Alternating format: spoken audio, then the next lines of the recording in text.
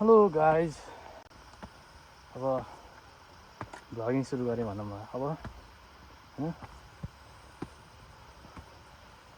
म आएको छु आज पोखराको घुम्दै र घुम्दै बिचको ठाउँ, गाउँ, रमणीय ठाउँ, पर्यटकीय ठाउँ भनौँ के भनौँ, कालापाङमा आएको छु।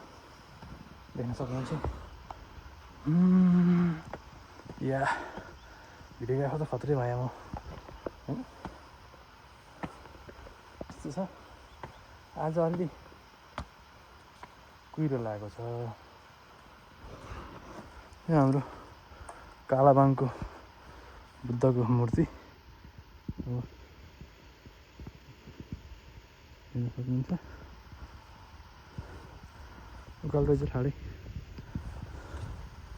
यस्तो उकालो रहेछ।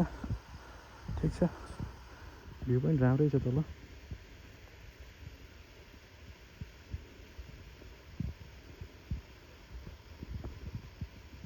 पनि गएको रहेछ, बन्दै रहेछ। अनि यता चाहिँ अब यो जङ्गल चाहिँ यता भयरको थान रहेछ।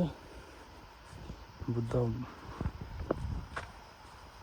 डुल्नुपर्छ, घुम्नुपर्छ। साथीहरू, मेरो पुरानो डाइलग, कोठाबाट बाहिर निस्क्यौँ, संसार हेरौँ, डुलौँ घुमौँ।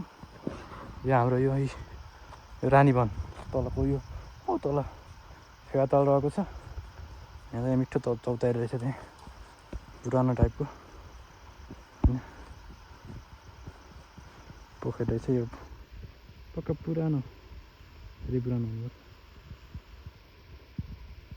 चौतारी छ, राम्रो छ। यसो रुख रोपौँ, देशलाई हरियाली बनाऊ, स्वच्छ यस्तो छ।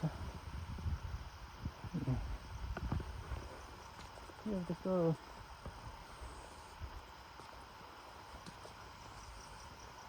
आज राम्रो देखिएन क्या त्यस्तो। यो आकाश पुजेको हुन्थ्यो होइन, पोखरा लिएर पिल्लीकोट, सरङकोट सबै देखिन्थ्यो है। त्यही छ, अरू केही छैन। यही हो हाम्रो यहाँको आकर्षण, गौतम बुद्धको मूर्ति है। हाम्रो आकर्षण भनौँ कि आकर्षण भनौँ कि वाटेभर जे बोल्नु छ त्यही हो। म पनि यहाँको आकर्षण हो, फरक पर्दैन। यो हाम्रो यस्तो आउँदो रहेछ।